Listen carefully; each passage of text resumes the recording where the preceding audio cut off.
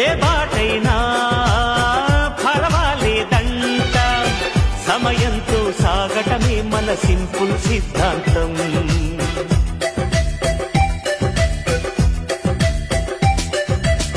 చిరుగాలికి పరిమళమిచ్చే సిరిమల్లెల వనమై ఉందాం, గగనాన్ని నేలను కలిపి హరివిల్లుల వంతెన అవుదాం.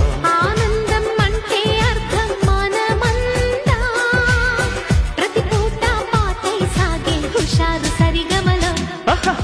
ఎన్నో ఎన్నో రాగాలుండే సంగీతం కాదా, చల్లకి నవ్వుల కేరింత.